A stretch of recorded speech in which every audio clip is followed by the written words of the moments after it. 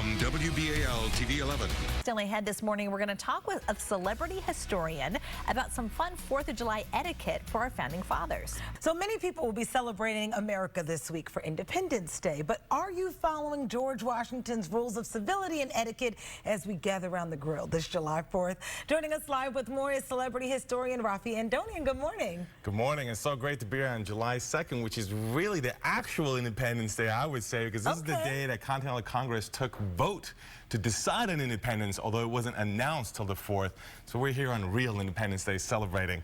Real Independence Day, and we're celebrating and we're also learning today the rules of etiquette. Now, why did he come up with these rules of civility? He was a teenager. George Washington was a teenager, and he started to draw upon the French Jesuits of the 16th century. They had some rules as well, and he wandered around society and took notes in a notebook, and he came up with the rules of civility that he designed for himself, carried around, and he used for the rest of his life. No, these aren't like today's rules of like, if you come to somebody's barbecue, bring something. They're not, but they still actually apply, I would say, centuries later, because let's check them out. So we brought the theme here. We got rules of civility beer. We got rules of civility glasses, of course, next to his books. Yes. So let's go through some of the rules. There's some examples that I think apply that you can use this weekend or into July 4th. Okay, and we're going to halfway do everything wrong just to show you how not to do it. So rule number 1, drink not nor talk with your mouth full. So in other words,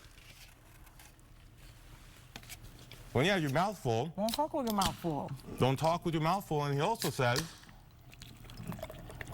that you don't want to be, while you have your mouth full, drinking. Should I drink a beer? No, I'll drink some Coke. I don't want to get in trouble. So you don't want to be talking with your mouth full like I'm doing, No, drinking with your mouth full. You got to swallow before you drink. That was a big bite. Because this is not why George Washington founded this country. Rule number 2. What am I gonna do?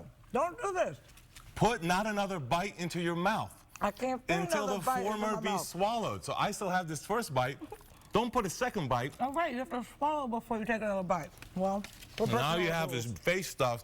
You can't be going around like this. You know, now you look like Lucille Ball. And I Love Lucy. When she's at the chocolate factory stuffing her mouth over and over. That's what you don't want to look like when you're at your barbecue this week, throughout the week to celebrate the country. Now, rule number 3. Rule number 3. Speak not evil of the absent, for it is unjust. So, did you hear why Madonna went to the hospital this week? It's starting to kind of, spread rumors, and maybe you think you know why. Did you hear what Jen did in Ocean City? Don't do things like that. He said, sit back, swallow your food properly, and follow the etiquette and how you talk. So now that your mouth is empty, rule number 4. Don't burp on camera. That's right. Be not hasty to believe flying reports to the disparagement of any.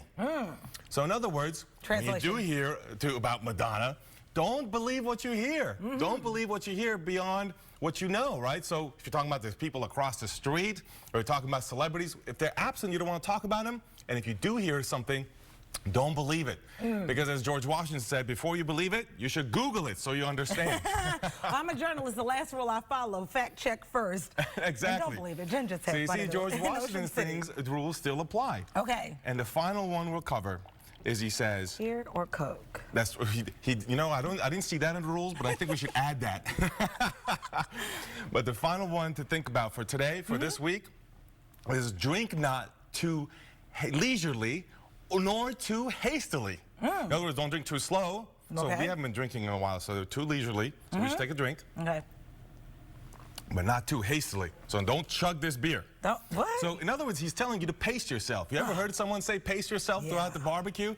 That's what you want to do. So I think that George Washington's rules in this era, where we talk a lot about civility and the loss of civility or regaining civility, I think if you check out his rules for civility, he has 110. We just covered a few of them. Rules.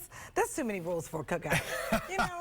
We can't go through all those rules. I know, but you can find them online. If you go to mountvernon.org, which is George Washington's home, Mount Vernon is his home.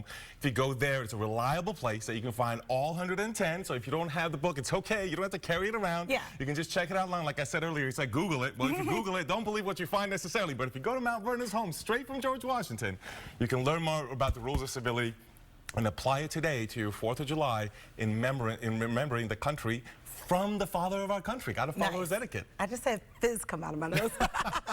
Well, these were great rules, and actually, I do agree with some of them. Do not eat with your mouth full. Don't talk with your mouth full.